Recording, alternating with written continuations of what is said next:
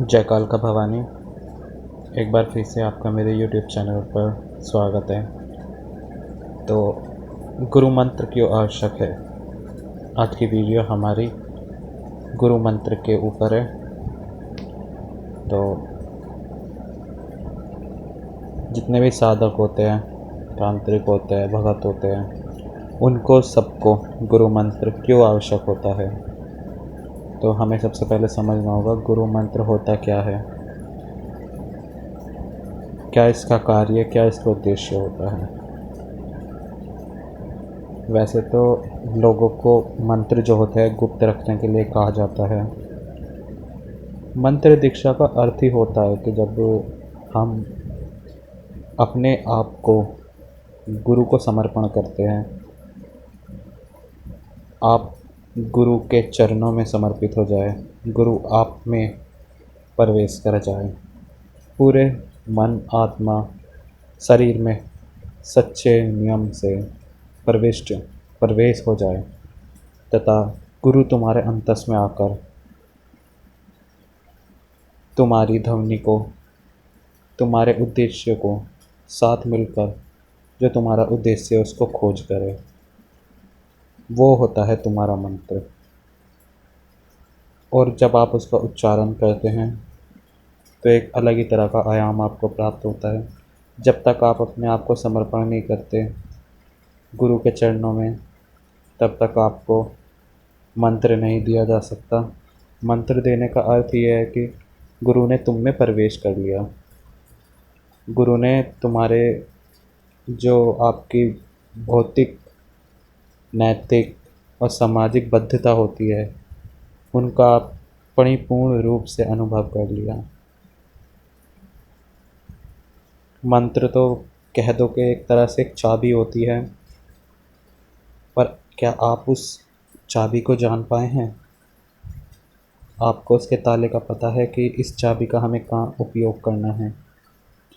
तो इसे ही गुरु मंत्र बोला जाता है, जो गुरु के द्वारा शिष्य को दिया जाता है। यही कारण है कि मंत्रों को गुप्त रखा जाता है।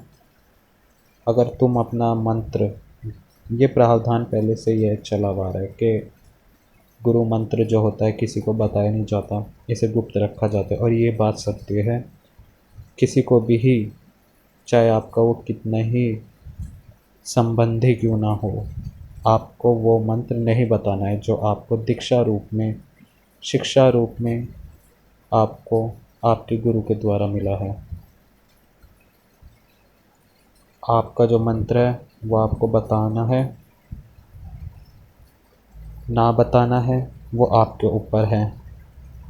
वैसे तो जो गुप्त गुरु मंत्र होते हैं वो गुरुमुखी होते हैं, इसलिए गुरु मंत्र को गुप्त ही रखा जाता है।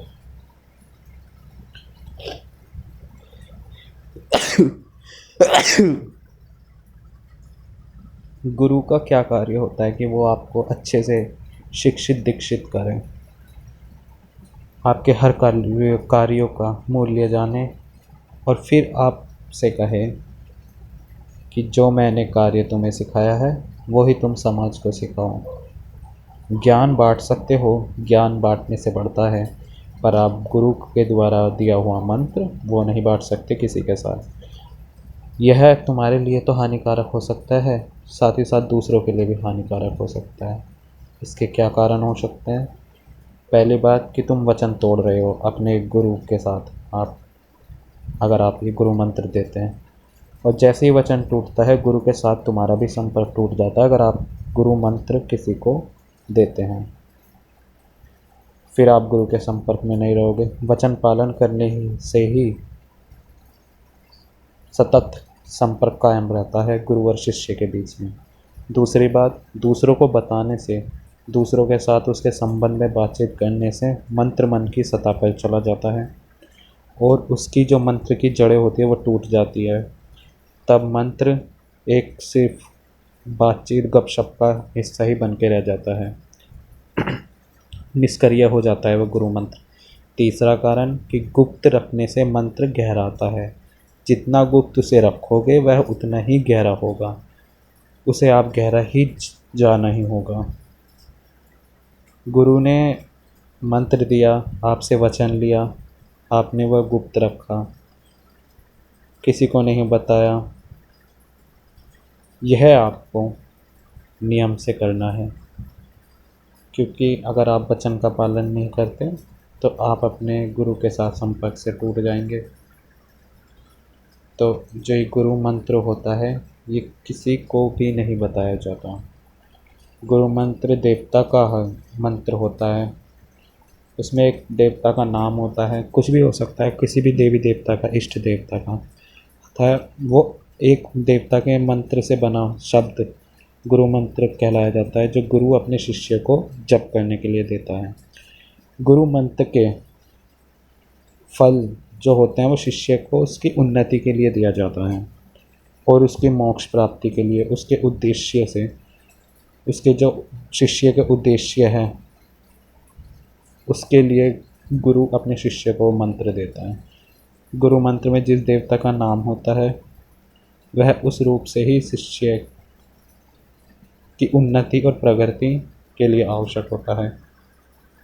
अगर गुरु ने आपको गुरु मंत्र दिया है तो ऐसे में आपको अपने धर्म अनुसार देवता का नाम जप करना चाहिए। ऐसा प्रावधान है हमारे धार्मिक ग्रंथों में और ऐसा ही चलता आ रहा है। गुरु मंत्र के फलस्वरूप शिष्य अपनी उन्नति और प्रगति के लिए नाम जाप और मंत्र जाप को ही समझ कर उनका जाप करता है। नाम जाप और मंत्र जाप दोनों में ही किसी अक्षर, शब्द, मंत्र अथवा वाक्य को बार बार जाप करा जाता है। ऐसी गुरु मंत्र होता है। बीज मंत्र भी होते हैं। बीज मंत्र बहुत तरह के होते हैं। एक बीज मंत्र का बीज होता है। यह बीज मंत्र के जो एक उस मंत्र बीज मंत्र का एक पूरा कुंज पट्टी होता है, उसे तेज़ी से फैलाता है। किसी मंत्र की शक्ति उसे उसके बीज में होती है।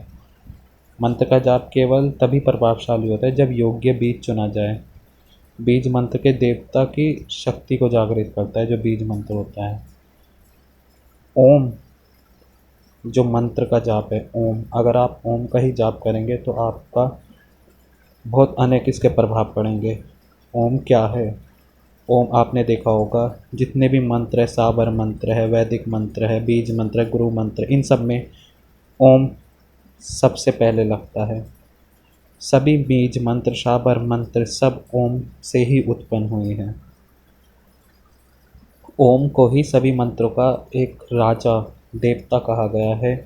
ओम को ही राजा माना जाता है। वैसे तो सभी बीज मंत्र तथा गुरु मंत्र हो गया, कुछ भी हो गया, साबर मंत्र, तांत्रिक मंत्र, जो वैदिक मंत्र होते हैं, सब ओम से ही उत्पन्न हुए हैं और ओम को ही इन सबसे पहले लगाया जाता है। ओम के निरंतर जाप का प्रभाव ही आपको ईश्वर के प्रति संबंधित, उनसे संबंध, ईश्वर के निर्गुण तत्व से संबंधित आप पूरे ब्रह्मांड को निर्मित सगुण रूप से देख सकते हैं ओम के निरंतर जाप से।